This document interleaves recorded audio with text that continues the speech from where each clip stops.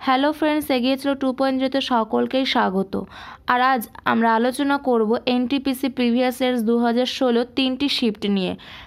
তো প্রত্যেকটা শিফটে জেনারেল সায়েন্সের উপর যতগুলো কোশ্চেন্স এসেছিল 2016তে, তো প্রত্যেকটা কোশ্চেন্স নিয়ে আমরা ডিটেলসে আজ আলোচনা করব। তো প্রথমে আমরা দেখে নিই 28/3/2016 শিফট 1 এর কোশ্চেন্স। প্রথম কি আছে? ধমনী বহন করে যে রক্ত তাতে থাকে ড্যাশ, তাতে থাকে অক্সিজেন যুক্ত রক্ত।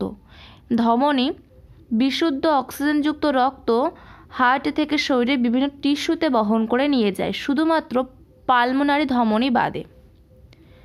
তাহলে আমাদের সঠিক অ্যান্সার কি? অক্সিজেন। পরবর্তী যে কোশ্চেন কি? চোখে লেন্সের কাজ কি? সঠিক অ্যান্সার চোখের ফোকাল দূরত্বের বদল ঘটানো। লেন্স কি করে?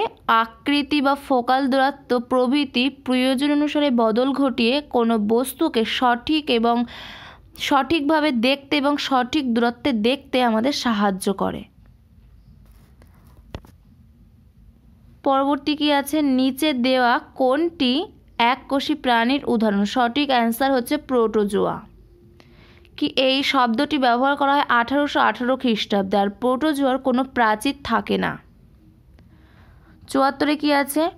ফসিল সম্বন্ধীয় বৈজ্ঞানিক অধ্যয়নকে কি বলে? সঠিক অ্যান্সার হচ্ছে প্যালিওন্থোলজি। ফসিল বা জীবাশ্ম হলো দীর্ঘদিন ধরে মাটির নিচে চাপা পড়ে থাকা কোনো উদ্ভিদ বা প্রাণীর দেহাবশেষ, সেটাই হচ্ছে ফসিল বা জীবাশ্ম। আর এর যে বৈজ্ঞানিক অধ্যয়ন তাকে বলে প্যালিওন্থোলজি।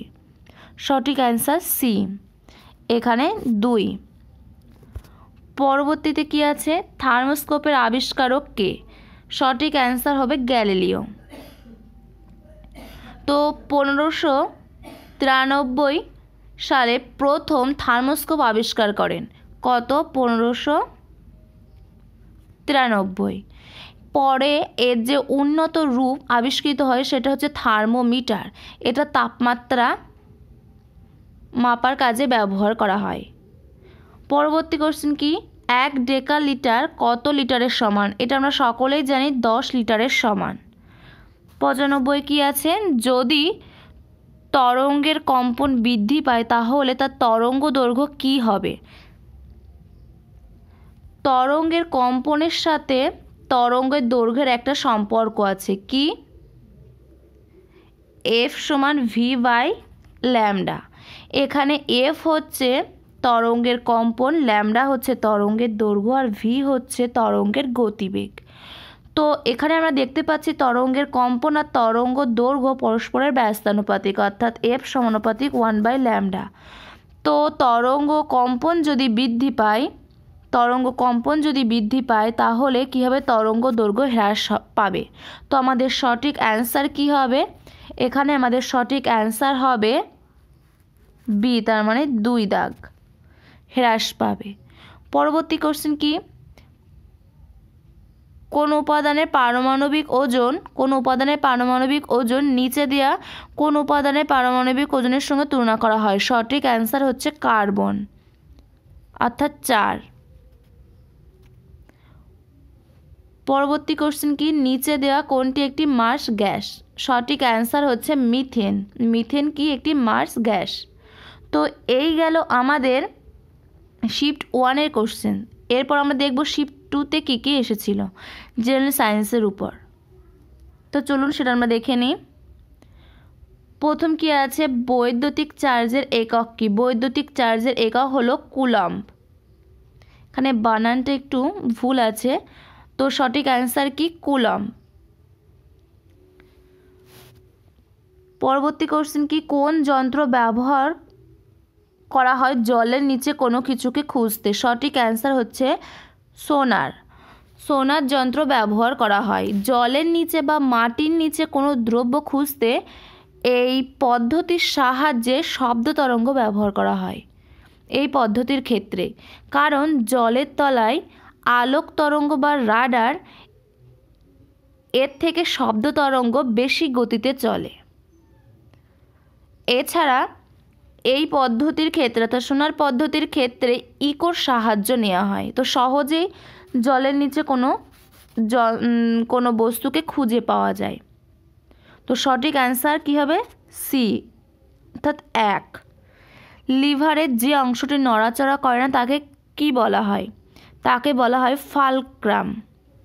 সঠিক অ্যান্সার সি, অর্থাৎ 2। পরবর্তী কোশ্চেন কি আছে? পোলিও ভ্যাকসিন কে আবিষ্কার করেছেন? সঠিক অ্যান্সার হবে জোনাস সল্ক। 1955 সালে প্রথম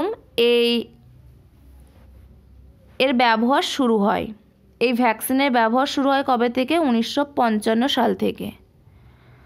পক্ষী সম্বন্ধীয় অধ্যয়নকে কি বলা হয়? অরিনথোলজি। কি বলা হয়? সঠিক অ্যান্সার বি, অর্থাৎ 1। এটি একটি গ্রিক শব্দ। পরবর্তী কোশ্চেন কি? শরীরে ভিটামিন এ এর ঘাটতির কারণে কি হয়? সঠিক অ্যান্সার রাতকানা। ভিটামিন এ এর রাসায়নিক নাম কি? রেটিনল। তাহলে ভিটামিন এরাও হবে কি হয়? রাতকানা। সঠিক অ্যান্সার এখানে হবে 1। 95 কি দেখতে পাচ্ছি? এখানে আমাদের দাগ নম্বরটা ঠিকঠাক দেওয়া অনেক, যেহেতু আমরা একটি সেট থেকে কোশ্চেনগুলো তুলেছি, তো সেই কারণে যত দাগে যত নম্বর কোশ্চেন যত নম্বর কোশ্চেন এসেছিল ঠিক সেই অনুযায়ী দাগ নম্বর দেওয়া। তো কোশ্চেনটা কি বলেছে? ভ্যাকসিনেশন অসুখের ক্ষেত্রে যা রক্ষণাবেক্ষণ তা হচ্ছে খারাপ হওয়া। সঠিক অ্যান্সার কি? খারাপ হওয়া। কি প্রতিষেধক আমাদের কি করে? আমাদের দেহের রোগের হাত থেকে আমাদের দেহকে রক্ষা করে প্রতিষেধক। ঠিক একই রকমভাবে রক্ষণাবেক্ষণ কোনো কিছুর খারাপ হওয়া থেকে রোধ করে। তো সঠিক অ্যান্সার বি, এখানে হবে 1। পরবর্তী তো আমাদের এই শিফটের কোশ্চেনগুলো গেল। পরে কি আছে? 30/3/2016 শিফট, থার্ড শিফটের যে কোশ্চেন জেনারেল সায়েন্সের উপর, সেগুলো আমরা একবার দেখে নিই। প্রথম কোশ্চেন কি আছে? প্যারাসিটামল ওষুধটি হচ্ছে ড্যাশ একটি অ্যানালজেসিক। সঠিক অ্যান্সার এ, অর্থাৎ 4।